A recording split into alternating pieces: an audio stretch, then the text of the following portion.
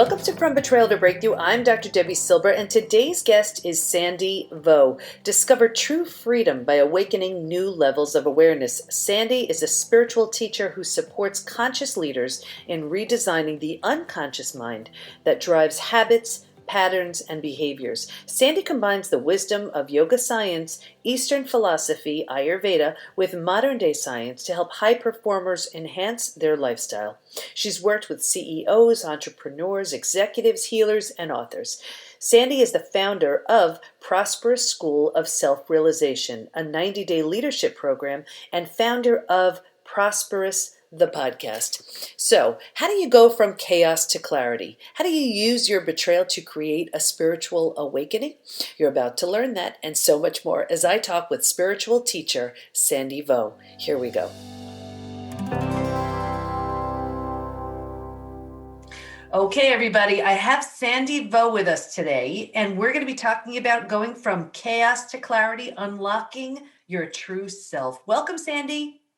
Thank you so much for having me, Dr. Debbie. I'm excited to be here. Of course. Well, everybody who listens or watches the show, this is about betrayal, healing from betrayal of a family member, partner, friend, coworker, self, so often. And it'll be really interesting to have a conversation about what betrayal can lead to. We talk about so many different possibilities, but I love the idea of using our experience of betrayal to lead to a spiritual awakening. Let's just start there. How can betrayal lead to a spiritual awakening? This is so good. So I think that oftentimes we think that the word spiritual awakening and all that it encompasses is waking up to who we truly are, and that sounds like a great and lighthearted experience, but the journey to getting there is truly chaos to clarity.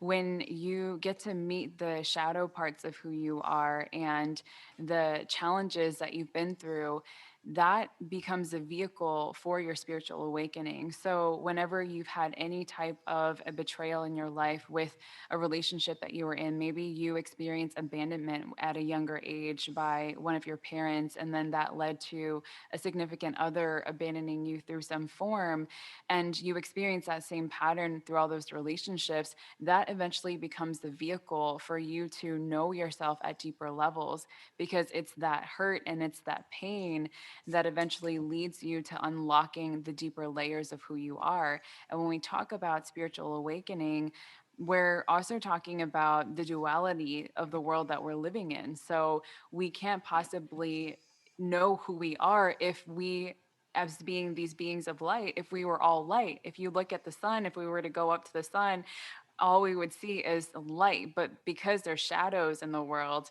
and there's shadows within us, we're able to actually see each other. So part of the duality that we face with some of the pains that we experience and the betrayals that we experience is to wake up to our true nature. And that's why when you look at some of the most successful people in the world, there's always that rag story, or the rags to riches story, or the very low bottom moment until they finally woke up to their true nature. And when you talk about just the light and how do you know if that's all there is, it reminds me of, and I've talked about it on so many shows, I just love Neil Donald Walsh and all his work. And in Conversations with God, I remember he talks about this story of the candle in the sun. And I guess it's really, it's a very similar experience. It's like, how can that light know how bright it is if there's nothing to compare it to? And it sounds like that's, and it's really true when I think of just the most joyful, fulfilled, happy people, these aren't people who haven't been through anything. It's typically the ones who've been through some really, really dark times, and it's the perspective that they gain because of it. So I just so appreciate what you're saying. And Yeah. yeah, so how can that pain then? How can we use it to catapult us to finding our purpose or what we're here to do? Mm. The first thing that comes up is to embrace it and accept it. I think we live in this world historically where, as human beings, we've been hardwired to believe that if we change the circumstance that's around us, then we're going to change our inner reality.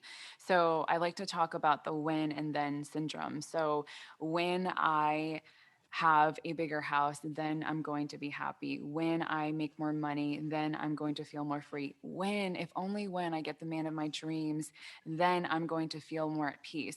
We've been conditioned to believe that if we change the circumstances that outside of us, that it's going to heal the pain that we have within us, and it will change our inner reality. It will bring us the happiness and the peace and the freedom that we're looking for. And so the first step to this is to actually acknowledge what you're experiencing on the inside, to acknowledge what wants to come up for you, because pain is simply a very subtle whisper. It's a whisper. And oftentimes, we don't hear that whisper because we have an ego that has a personality that has a lot of what I like to call external programming. And the way that we make decisions in our lives is based on that external programming. So, in order for us to change that, we have to first understand that number one, it's not your fault that you're experiencing these feelings of pain on the inside and that you've got betrayed and to begin with. But number two, this conditioning that we're living under is not only elusive, but it's exhausting. And in order to break that cycle, and to actually experience the happiness and the joy that we're looking for, we have to first understand that if we want to change our circumstance, we have to change how we're feeling on the inside. And the first step to doing that is to actually embrace and accept our present reality. It's so beautiful when we can get into this space of acceptance and embracing, because you're no longer living your life with this friction of this force or this I need to, I have to, but it's more so of if it comes to me, then that will be okay. For example, I'm actually going to use a present situation that happened very recently. So my fiance and I, we just moved down to Florida. And one day before, and we moved from New York, and one day before we were about to leave, Zach ended up testing positive for COVID. And Zach is my fiance. So when, typically one person in the household tests positive for COVID, you would just expect that the other person would have it too. And so I operated under the assumption that I already had it. But instead of saying, I'm energetically unavailable for this, like there's no way I'm going to get COVID, I'm going to do everything I can not to have it. Instead, I said to myself, I'm going to embrace it if it comes into my field, if it comes into my body, because I know that my body is strong enough. Mhm. And I have prepped myself throughout the years and have dove in really deep into meditation practices in order to do this. And so instead of saying, I'm not available for this, I was like, you know what? If I end up getting it, I'm just going to embrace it. And so that attitude, that energy that we put towards it creates this alignment within the field. It's almost like it levels out and that friction begins to dissipate. That friction is no longer there. And we're creating this field of resonance within our own spirit because you're connecting with the divine intelligent energy that is within you, and that is the healing force to everything. So ultimately, I didn't end up testing positive for COVID. I tested 5 days later and it was negative. I do believe that I probably had it the first day, but I also felt it leaving my body. And I trusted my immune system to be strong enough. And ultimately, he healed and tested negative within 5 days as well. Mm. So it's an example of how if we change our if our internal world by accepting and embracing what is right in front of us, it dives us deeper into levels of healing and to understanding the highest expression of who we are, and we break free of that cycle. That's wonderful. I wish I spoke to you before I got COVID. I had it and it hit me pretty hard. But I have to tell you, I remember just laying in bed. I mean, I couldn't get out of bed the first few days. And I remember feeling a sense of gratitude, but the gratitude was exactly what you mentioned. It was, I was grateful that every other day throughout the year, I was taking good care of myself, because I can only imagine if I didn't, it would have been that much worse. And being as healthy as I could, I guess, had me navigate it a little bit easier. And also gratitude for not being elderly, kind of old, but not, elderly. Because I was like, wow, that's got to be as hard as this is at my age. I can only imagine if you get this, 10, 20, 30 years older than I am. So I do remember that sense of gratitude, but I wish we had this conversation a couple of months ago. But hey, better late than never. So let's talk about masculine and feminine energy. What are they? What's the difference between the two? And when is it best to use one? Is it the kind of thing where we use one over another or choose one over another at certain times? Yeah, so I'd love to dive into this in the context of anyone who's experienced betrayal. So oftentimes as women, excuse me, as women, when we experience betrayal, what we often do is we operate from our wounded feminine energy. So your feminine energy is the part of you that is on the left side of your body. So when I talk about feminine and masculine energy, I want to bring everyone back to the roots of where it comes from. It's not just it's not just a concept, but it's something that's within our physiological body and our energetic body. So on the left side of our body is the feminine side, and the right side of our body is the masculine side. Our feminine energy is ruled by the moon, and our masculine energy is ruled by the sun. So in Sanskrit, or in the East, we call it Ida and Pingala. In Chinese, we call it yin and yang. And then in English, we call it divine feminine and divine masculine. So, in the context of betrayal, typically when a woman has felt betrayed at some point in her life, let's say that she was in a long term committed relationship and her partner cheated on her. Oftentimes, what this will do is this will activate more of a masculine energy within her because she no longer feels sacred within her own divine feminine. And most of us women do not feel sacred within our divine feminine. And the reason being is because we have lived in a world that has been ruled by patriarchal ways and standards for a really, really long time. I'm the co founder of a media company that we're currently building right now called Ladies Aligned, and we've been doing some research into who owns the majority of media. And the majority of the people who own media are men. 80% own all media outlets, and it's been this way for a really long time. And so, if this is the case, then the movies that we've watched growing up through, from when we were young to when we were older, through Disney and every media outlet that we've taken in have mostly come from men. So the way that we view ourselves as women come from men. So we already have that working for us, or against us. And then the second thing is that when we experience any form of betrayal or abandonment, we already don't feel tapped into our divine feminine, but now we suppress it even more. So in order to create safety mechanisms, we activate that masculine energy. And what that looks like is it's more abrupt, it's more of it's cold-hearted, it's more assertive. We get into this place where, we make sure that we're super polished and super poised and very career oriented, goal focused, achievement focused. That's very much our masculine energy. And when we do so without learning how to honor our divine feminine energy, we forsake our own inner wisdom. So we choose, chasing the results versus listening to our inner wisdom or our intuition or what our bodies is trying to tell us. We abandon our own self-care. So we stop taking time for ourselves, and we deem ourselves worthy if we do more, but not if we allow ourselves to rest.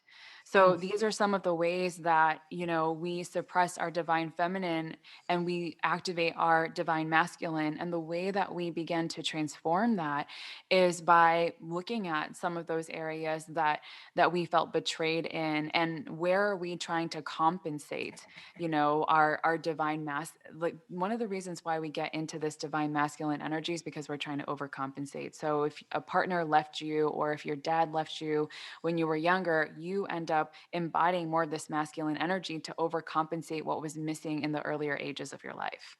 Mm-hmm. So I know There are that was a lot, but Yeah, no, no, no. It's wonderful. And there are so many women listening to this right now saying, oh my gosh, that is exactly what I've done. And I've overcompensated and I turned down my intuition and it really would have served. And so now they find themselves in this space. So what can they do? So let's say they said, that's exactly how I'd been raised, how I was sort of programmed and what I've been doing. But I want to embrace that feminine energy and balance things out a bit. So what does someone do when they realize that's where they are? Yeah, so I'm going to go back to what we talked about in the beginning, which is first look at your present reality and what is most present for you right now. So without trying to judge it or without trying to filter it or change it, because our egos are very smart and our egos can change anything. It can justify anything to make it sound pretty, right? So in order to kind of change it, we have to look at our present reality and accept it and embrace it for what it is as a first step. And then after that, I found that the most powerful way when I'm working with my private clients or students and even through my own direct experience is learning how to get back in touch with our bodies. Our bodies are so brilliant and there is so much information stored within our DNA, within our menstrual cycle, within the blood that like that comes out of our flows out of our body every month. Within that blood, it's DNA that goes all the way back to our ancestors. And there's a lot of wisdom that is stored there, and our bodies remembers everything that's ever occurred from the moment that we were born and even past lifetimes. And so when we get in touch with our bodies and we are able to tune into it more, we're able to listen to ourselves more clearly. We're able to hear our intuition more clearly. So, how do you get in touch with your body? The first thing that I would share with you is to slow down. And these are all very, very simple, but I truly believe that slowing down is the new speeding up. If you want to achieve higher goals in your life, if you want to feel more successful, if you want to magnetize the partner that is your soulmate and bring that energy forward into your life, so much of it has to do with slowing down so that you can get back in touch with yourself. And we do this by taking simple time to go for a walk outside in nature. Mother nature is the manifestation of the divine feminine energy. When we go outside and we spend time in nature, we say to ourselves, oh my goodness, I feel so recharged. Or we feel very rested or rejuvenated. This is your divine feminine energy, that nurturing energy that Mother Nature mirrors to you is you. And so now, how do you provide that for yourself? And the first step is always to practice slowing down. And then the second thing would be to create more white space within your calendar. So if you have a lot of things that you're saying yes to, first of all, examine whether you're saying yes because you really mean it and because you're energetically behind it, because it's a thing that you desire, or are you actually just saying yes because you want to please other people? Are you just saying yes and bending over backwards so that you can accommodate society's needs and what everyone else wants for you, but truly when you're saying yes, you're like screaming no on the inside, right? Mm. So when you look at your obligations or when you look at your calendar, what do you have on there that does not feel like an energetic high for you? It doesn't feel, I like to say, orgasmic. Like, I think that when I say the word orgasm, I'm not just talking about in a sexual way, but I'm talking about loving it so much. You're so in love with it. Like, it excites you. You can feel it up and down your body. And if it doesn't bring you that feeling, that joy, then I would invite you to examine what it's doing on your calendar and start setting the boundaries, which is the next thing, so that you can protect your own energy and get back in touch with your own body wisdom. So these are just some of the simple things that you can do right now to begin to get back in touch with your body Mhm. wisdom and back in touch with your divine feminine energy. These are such great points. Even, it's interesting you say to get into nature, and we hear about it, but I really invite everybody to just note how you feel when Yeah. you're in nature. Like I know for me, when I even just see the beach, like I breathe deep, more deeply. It's just amazing. It's like it's this Okay. Or, other types of nature too, but that specifically works for me. So finding out what it is, what it is for you. And it's really true. Also, you mentioned about creating that white space. And I think we get this amazing sense of accomplishment when we just crank out all of these things throughout the day. And yes, we're getting things done, but it seems like it's definitely not without a price. And the price we're paying is denying ourselves what we really need to feel better, to heal. And then setting boundaries, which I know for so many people that's so hard, but by setting those boundaries, you're reclaiming yourself, who you are, what you want. So just some great ideas right there. So now here we realize, okay, we've been really living, let's say, from the masculine and bringing back more of the feminine. And now let's just say, okay, and our hearts have been broken. What would be some steps we could take to start to heal our heart? Mm. Well, I think so much of it goes back to what we talked about earlier of creating the space for yourself. So, if your best friend was to call you and you have been with your best friend for so much of her life, like you've seen her through this relationship, you've seen the ups, you've seen the downs, you've been there for her and you've held her through all of it. If she were to call you and tell you that she just had her heart broken, or if this was your daughter, or if this was someone that you really loved and they just had their heart broken, what would be the first thing that you would do? You would probably drop everything and you would meet with them. You would give them your love and your nurturing. You would give them some warm touches and hugs and just hold them in that space, right? How often do we do that for ourselves to nurture the heartache that we're experiencing? So, part of this is also seeing yourself as your own best friend, because ultimately, everyone around us is a mirror for us, and that relationship that you're in, the man that broke your heart, is a mirror for you to recognize what is for you and what is not for you. He taught you how to be in a relationship and how not to be, or what you desire in a relationship and what not to desire.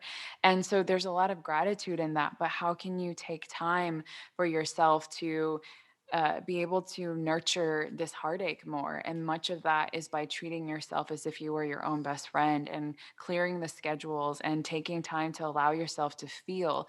We talked a lot about getting to your body wisdom earlier, and much of getting back into your body wisdom is actually honoring the emotions that are coming up.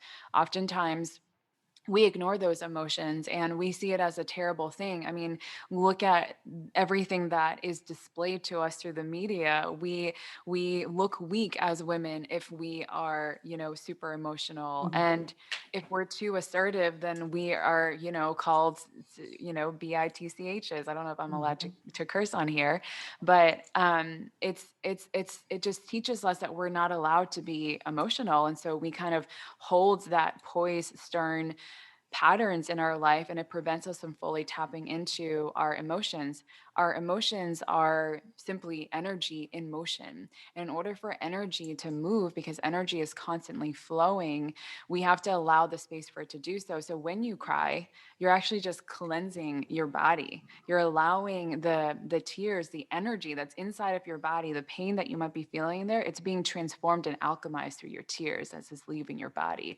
It's the same way as if you were to go to the bathroom and urinate. Like, you're doing that because you're also removing toxins that are from your body. It's the same euphoria feeling that you feel after you go for a run, and you're sweating a ton because you're removing some of those toxins out of your body. You're moving that energy. So it's the same thing that, if we want to heal from a heartache, we have to commit to being that best friend to ourselves and give ourselves the space and the time to move through some of those emotions and to know that it's okay. It's okay to Mhm. feel.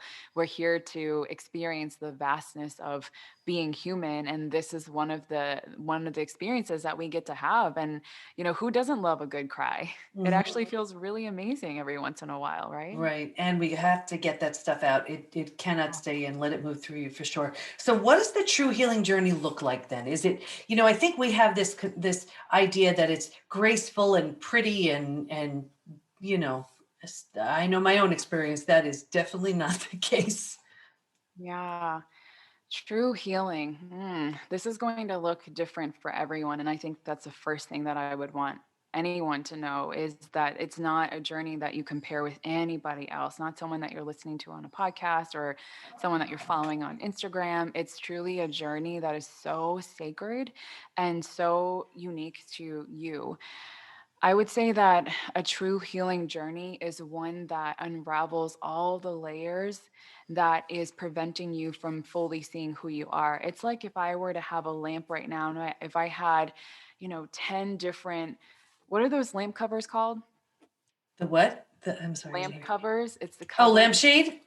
Yes. Okay. Yes. So if I were to have like 10 of those on top of the lamp, you would not be able to see the light that is shining underneath.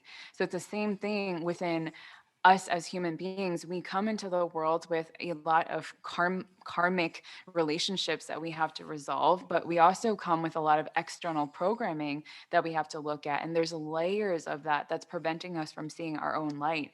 So a true healing journey is one that unravels all of those layers. We peel those shades back so much so that eventually all that's left is that light that's shining in the center, and we can see the trueness of who we are.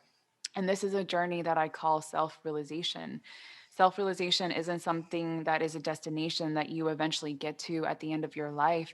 It's something that happens in the very present moment. It's waking up to realize who you are at your core. And when you do that, then you're experiencing the depths of all of who you are, the multi dimensions of all of who you are, the highest expression of who you are. And when you experience that, I would say that that's the highest form of healing is knowing that, that you can't even, it's indescribable. And I think, in conversations with God and all these other incredible books, we try to describe it and it comes so close, like we get glimpses of it, but it's only through your own direct experience and your own healing journey that you'll be able to access that essence within yourself. And there are people that do plant medicine ceremonies and all these different modalities in order to access it, but you can access that within your own self, within your breath, within your this very moment through re-engineering the mind, which is really what I teach with the meditation. Beautiful. Sandy, what do you want to make sure everyone knows as we wrap up? That if you have been betrayed in your life, I want you to know that you are not broken, that there is nothing wrong with you, that you don't need fixing, and that you are already whole. And all it takes is for you to embrace wherever you're at in this moment, even if it's challenging, even if you can't see the way out. You don't need to know how. You just need to be with yourself in the moment and allow it to guide you to the very next moment. And that will activate that healing path for you. Oh, that's so beautiful because it's so true. So many of us just feel so broken. And I say we're never broken, bent maybe, but never broken. So, and Sandy, where do we go to learn more about you and the great work that you do? Yeah, you can find me on www.sandyvo.com. And if you are looking into more of my work, then it's sandyvo.com /prosperous school. It's a 90-day leadership program that I host for more leaders to access higher levels of abundance and embodiment. Oh, that's beautiful. And I so appreciate you sharing this because we experience these traumas in life and we have them define us so often.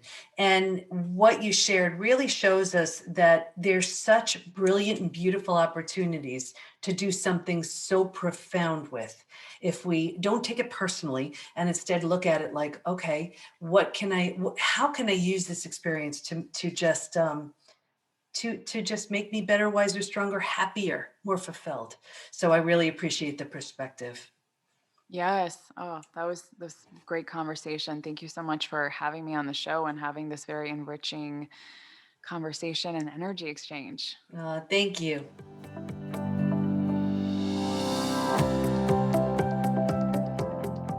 I thought it was so interesting how women are taught to come from that masculine energy space, being assertive, goal-focused, and often chasing results versus listening to our inner wisdom. Stay in touch with Sandy by going to sandyvo.com, and we'll have all of her information in the show notes at thepbtinstitute.com/podcast. Here's my biggest takeaway.